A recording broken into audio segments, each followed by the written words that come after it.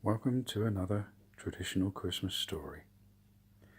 I hope you're all sitting comfortably as I'm about to begin. Tonight's story is called Home Alone.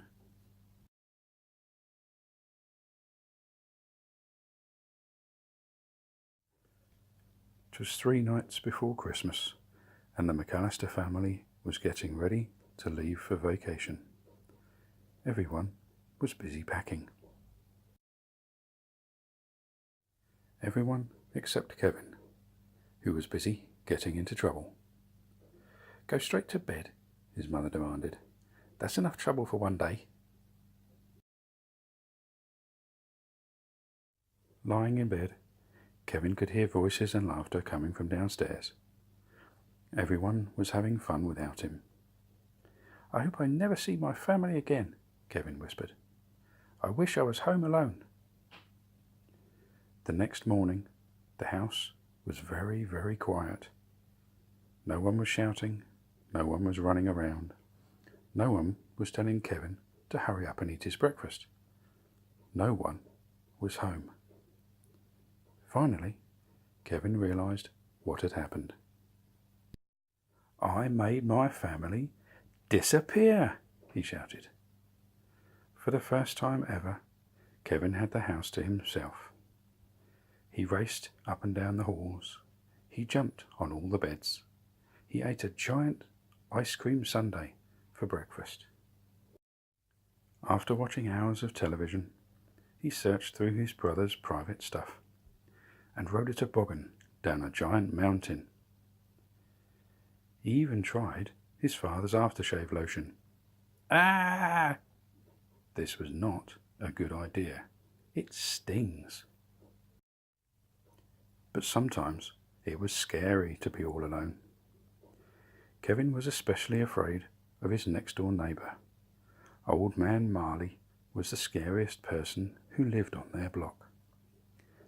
And that night, Kevin heard whispers outside the living room window. Burglars were snooping around his house. "You see," Marv said, "most of the houses on this street are empty. Everyone is away for the holidays." "Perfect," Harry said. "We'll come back tomorrow night and steal everything." Kevin was so scared he dialed 911, but the telephone didn't work.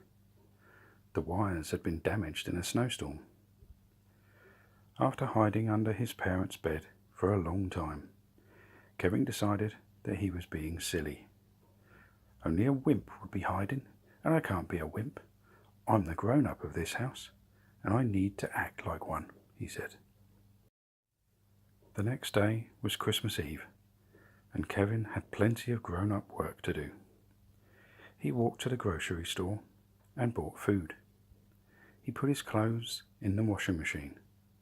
He decorated a tree, and he hung Christmas stockings for his parents and brothers and sisters. "I miss you guys," he whispered. "I wish you would come back." Kevin's family always went to church on Christmas Eve, so that's what Kevin did too. After the service ended, he saw his scary next-door neighbour, Old Man Marley, sitting nearby. "You don't have to be afraid," Mr. Marley said. "The kids in the neighbourhood had lots of spooky stories about me, but they're not true." After they talked for a while, Kevin realised that Mr. Marley was in fact a very nice man. "Are you visiting anyone for Christmas?" Kevin asked. "No," Mr. Marley said. "I miss my family, and I'd like to see them, but my son and I are fighting. I said some angry words that I didn't mean." Kevin knew exactly how Mr. Marley felt. Kevin remembered wishing his family would disappear, but he hadn't really meant it. "You should try talking to your son," Kevin said. "Maybe I will," Mr. Marley said. When Kevin left the church, it was already dark. The burglars would be coming soon. He ran all the way home. Kevin made a plan that was full of booby traps.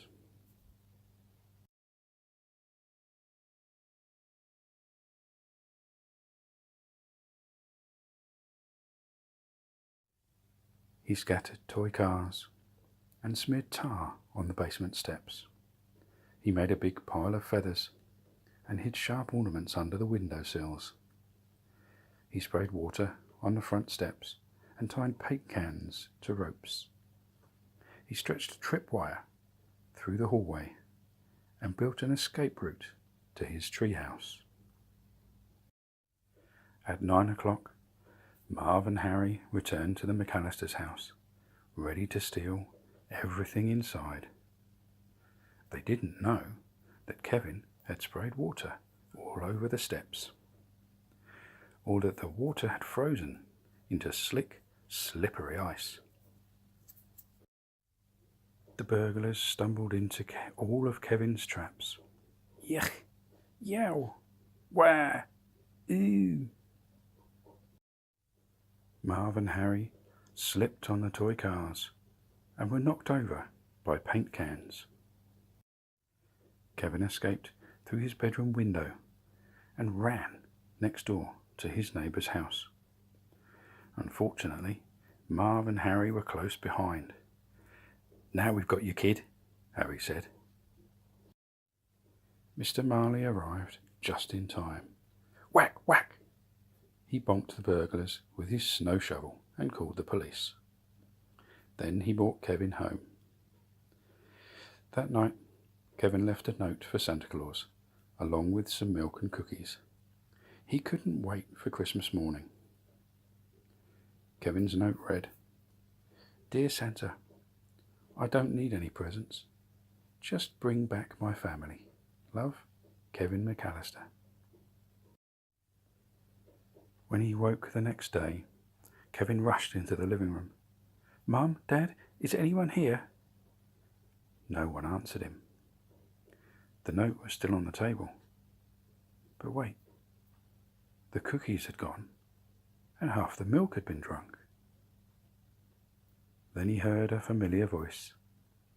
"Kevin, is that you?" His mother was home. "I missed you so much," he said, giving her a giant hug. "I missed you too," she said. "Where are the others?" Kevin asked. The front door flew open, and there they were. His father, his brothers and sisters. Everybody was home at last. "Are you okay?" his father asked. "I'm just happy you're all back," Kevin said.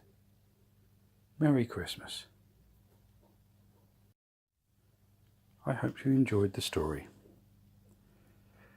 And I'll leave you to decide whether Santa granted Kevin's wish or whether his parents managed to make it home all by themselves.